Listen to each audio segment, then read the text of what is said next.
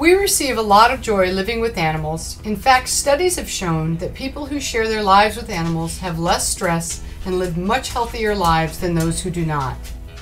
But in order to create that environment, we need to invest time setting boundaries and establishing rules upon their introduction to our home to ensure that everyone feels safe and secure. In this video, we will be covering how you introduce a new dog to the home with an existing dog in the family. Here are Samuel and Rocco relaxing with each other after a 20-minute introduction session. You will notice that they look relaxed while in each other's company, and their handlers applied little, if any, pressure on their leashes. You will see how we introduced these two dogs, and we'll show you the signs to look for during an introduction, as well as provide strategies to help these two pups trust their handlers and settle into a nice relationship with each other. When dogs greet, they usually go face to face for less than 3 seconds before proceeding with the sniffing ritual. Their bodies remain active throughout the greeting, as displayed by wiggling and advancing with curving motions. Charging face to face or face to body advances is considered rude and threatening. Keep as much tension off the line as possible. Dogs have a natural tendency to pull or push against any pressure applied to them. If you pull back on the leash, they will apply that same pressure and pull forward against you. This is called oppositional reflex. Notice how oppositional reflex affects Samuel's posture as he approaches Rocco. His head is low, he's leaning forward and most likely breathing heavily. This body position mimics aggressive posturing by a dog that is warning another dog to stay away. By allowing a dog to pull on your leash, you are setting both dogs up for failure by creating a situation where the dog on your leash is perceived as a threat by the other dog. So keep the leash as loose as possible by redirecting the dog's attention towards you if necessary. We allow Samuel to greet Rocco, but Samuel is too assertive in his face-to-face greeting. Watch this clip and observe Rocco backing away as Samuel closes in. I redirect Samuel, which allows Rocco to move forward to sniff Samuel. But Samuel responds by repeatedly turning his body, maintaining an assertive stance. It is obvious Samuel does not quite feel safe enough to allow Rocco to take a sniff. Let's watch this again in slow motion. See Samuel's body leaning forward with direct eye contact. Watch Rocco back away, but as I redirect Samuel, Rocco moves forward to take a sniff. Watch Samuel's tense body.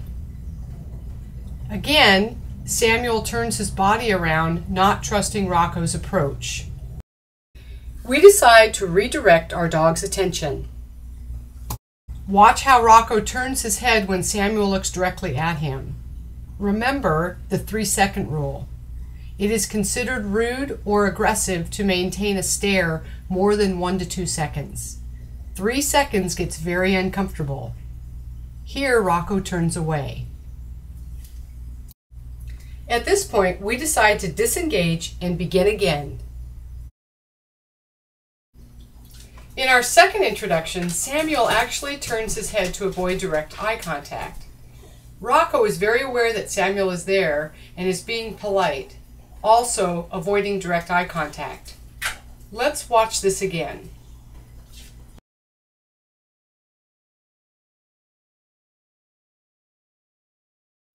At this point, Samuel is ready to allow a greet. Notice that Samuel's body is much more relaxed and he begins to lick Rocco, a calming signal. He is saying to Rocco, "I mean you no harm." Samuel then drops his head and begins to sniff. Samuel is a little excited, but he is not displaying behaviors that cause concern. Did you see Rocco's lip licking? Also a calming signal. Notice how much more relaxed Rocco's body language is compared to Samuel. Rocco obviously feels secure around other dogs. I redirected Samuel because I see that he is getting excited and he brings his head above Rocco's shoulder. This is called height seeking and can be perceived as a threat.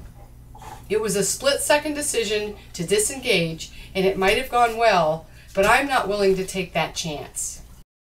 Let's listen in on the training session. I'm going to control this a little bit because he's getting a little bit funny. Good boy. Good boy. Good boy. So now what I want to do is use the food to simply get him to relax around the other dog. And become a little less interested. Good boy. So I'm going to reward for this good behavior. Yes, good, good fellow.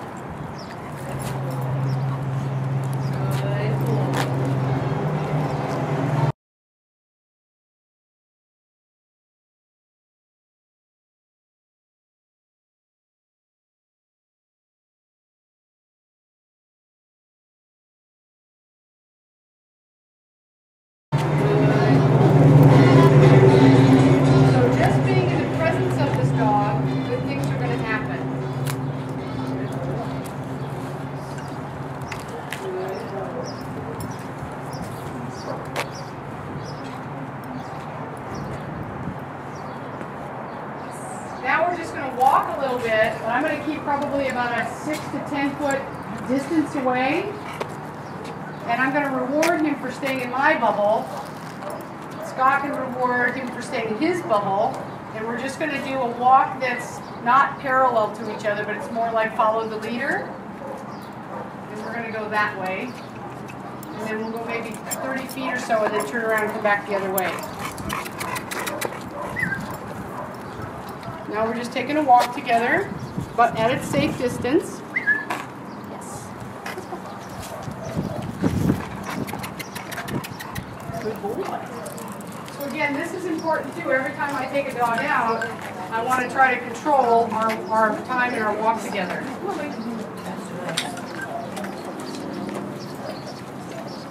If this dog goes to the bathroom, I'm going to let him smell anywhere he went to the bathroom. And then we'll walk back the other way. And then we'll get a drink of water after he leaves. We'll get a drink of water. So now we're just letting them be in the area, but we're not putting them together right away. We're just letting them get used to each other in the vicinity. So go ahead and hang on. We're going to do this real slow. So go ahead and hang on. We're going to do this real slow. Good boy. Good. Good boy. Good boy. Okay, now we're going to listen to that from happening. Now we're just going to walk side by side without completely making facial contact in the beginning. Now we get some stealth in the middle.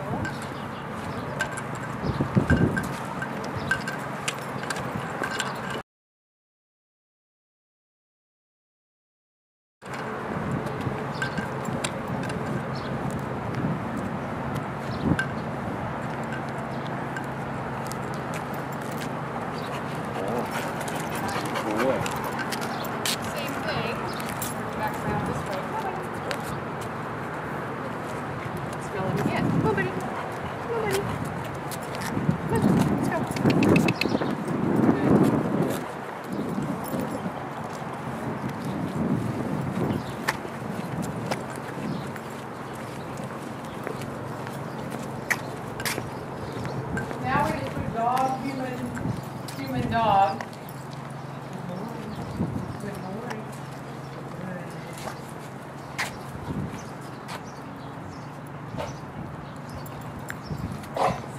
This way we just really control their greeting. Takes a little bit of time, but again we can sort of study who's doing what. He's really interested in the food on that one. That's good, so we just give him some food over yonder. Moving around and just getting them to come with us is good because now we're keeping them engaged. So we looked at him this time, wasn't as interested. So that was much better. Do you remember Samuel's body language when he first was introduced to Rocco compared to now? What a difference. By taking the time to introduce a new dog on neutral territory, using the power of the walk, and reinforcing calming behavior, the introduction of two dogs can be stress-free and allow you to see how these dogs will interact once they get home. Here are some basic points to remember. Be watchful for T-boning, where the head or paw of one dog goes over the shoulder of another, or height-seeking, where one dog raises his head above another, and watch for any stiffness or stillness in any one dog. When you see the stillness, begin counting. If it lasts more than a second or two, redirect and walk away. In addition to looking at the body, watch the head and the mouth of each dog. Is there a soft gaze, head relaxed, mouth open and relaxed, or is there a furrow of the head, ears pinned back, curling of the lips, and of course growling? A good introduction procedure moves slowly and only proceeds when both dogs are willing to greet politely. Worth that amount of time, because if you were to see when we first put him together how he got stiff, then that can trigger something really quick. So by us just doing this really slowly, we took our time, we just let him move in space, but gave him some space, then we let one smell the back and then the other smell the back. We kept waiting for a little walk. The eye contact would only be for a second or two, and we would get that, we used the food, and that helped to get the eye contact back and got the relationship going with us, so that we could just have a really slow, comfortable little introduction. Versus if we just tossed them together, could go well, could go miserably, not so well. And it's important when they're first meeting that we keep them moving. Because sometimes when they get still and stagnant, then that's when they start to realize they can be a little bit uncomfortable with each other. Let's go.